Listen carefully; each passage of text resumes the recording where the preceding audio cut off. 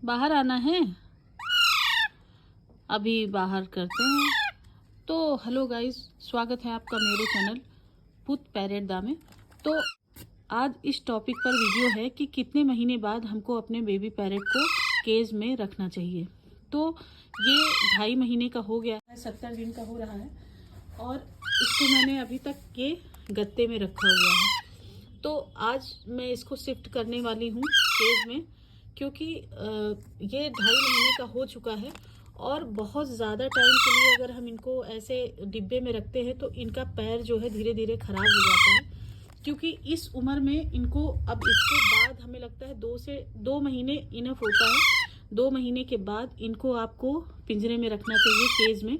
इसलिए नहीं कि बंद करके रखना चाहिए, इसलिए कि आप या तो एक ट्री आती है जो अमेज़ोन पे या फ्लिपकार्ट पे आप देखेंगे तो बेबी पैरेट की ट्री आती है, जो छोटी सी ट्री होती है, टी शेप में बना होता है वो। तो आप वो मंगवा लीजिए या फिर किसी कारपेंटर के यहाँ बनवा लीजिए, जो कि उस पर बैठा रहेगा पैरेट हमेशा के लिए।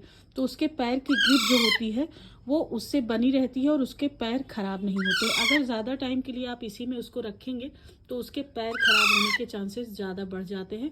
और ज़मीन में भी आप ऐसे फर्श पे छोड़ते हैं तो भी उनके पैर जो है ख़राब हो जाते हैं। तो कोशिश ये करें कि 2 महीने बाद आप केज में रखें, या तो फिर आप अगर खुले में रख रहे हैं तो जो टी शेप में इनके लिए ट्री आती है वो आप लेके और उसको रख दें, उस पर इसको बैठाएं तो इसके पैर की ग्रिप भी अच्छी रहेगी और इसका पैर खराब नहीं होगा।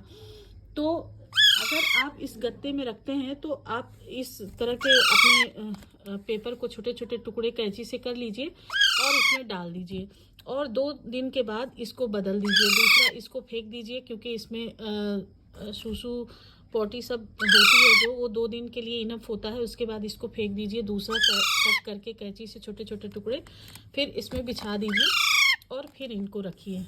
तो ये बाहर जाने के लिए मचल रहा है और अब ये ऊपर चढ़ भी आता है गाइस, और चढ़ के इधर उधर उड़ता है। तो अब हम आपको ये दिखाते हैं कि इनका पैर का ग्रिप कैसे होना चाहिए। ये ज़्यादा वहाँ बैठने के लिए परेशान रहते हैं। ऐसे रहने से इनको डिप्रेशन होने लगता है और बोरियत होने लगती है, और या तो ये खुले में घूमते हैं। लेकिन अधिकतर ये ऐसे बैठना पसंद करते हैं, जैसे कि ट्री पर या उनके पैर की ग्रिप जहाँ पर बन सके वहाँ पर। तो मैं अभी आपको दिखाती हूँ। तो ये देखिए, ये मैंने इसको ऐसे एक स्टिक है उस पर मैंने बैठा दिया है इसको, और इस तरह से ये बैठने पे बहुत खुश होता है और ये चाहता है ये कि मैं पूरा दिन इसको ऐसे ही रखूं। तो ये इस केज में बोर हो जाता है ऐसे खुले में रहने के लिए। ये सोचता है कि मैं बस इसको दिन भर खुले में ही और ऐसे एक स्टिक पर बैठा के रखूं, तो ये ज़्यादा खुश होता है। मैंने बहरहाल अभी तो मैंने नहीं मंगवाया है ट्री, जो टी शेप में ट्री आती है, इसके लिए बनी बनाई ऑनलाइन भी आती है।